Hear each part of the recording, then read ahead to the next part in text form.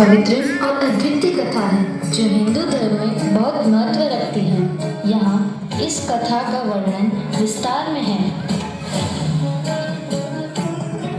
यहाँ सती की मृत्यु के बाद शिव जी ने तपस्या करने का निर्णय किया। वे हिमालय पर चले गए और ध्यान में लीन हो गए।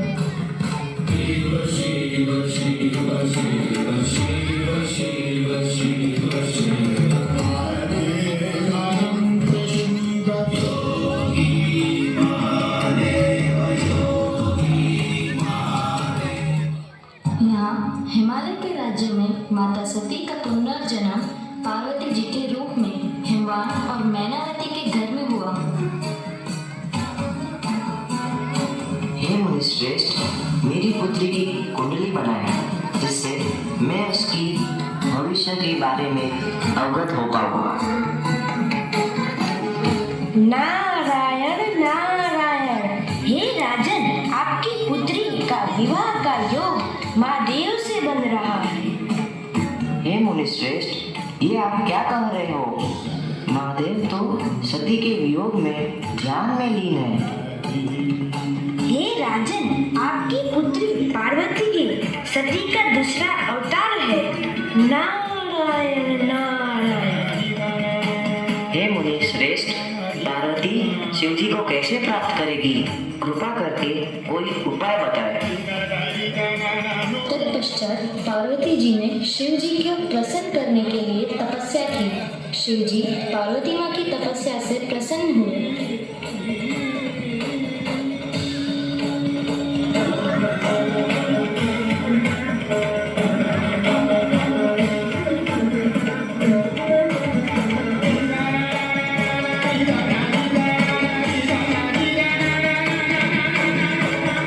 हे देवी, मैं आपकी कठिन तपस्या से प्रसन्न हुआ। कहिए, आपकी क्या मनोकामना है? मैं आपके इच्छित वर को पूर्ण करने के लिए तैयार हूँ। हे प्रभु, मैं आपको अपने पति के रूप में वरण करना चाहती हूँ। तथास्तु देवी।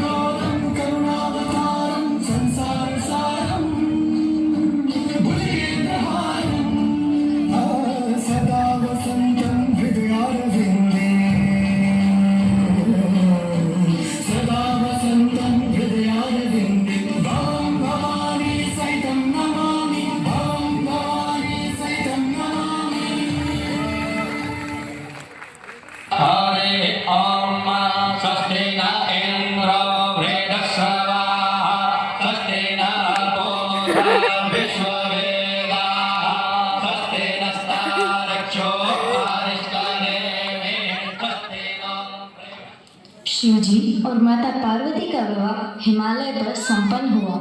इस विवाह में कई देवी देवताओं और ऋषि मुनियों ने भाग लिया।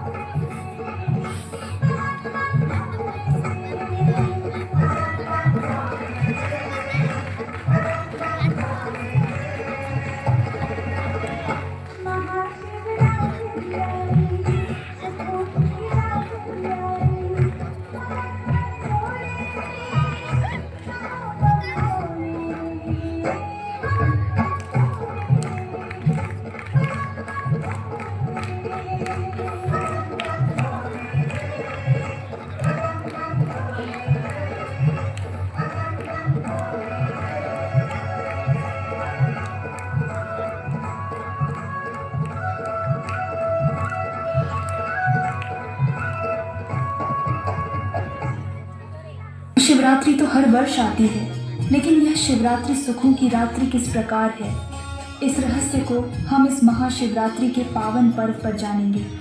सबसे पहले हम जानते हैं कि महाशिवरात्रि पर्व के पीछे आध्यात्मिक रहस्य क्या है।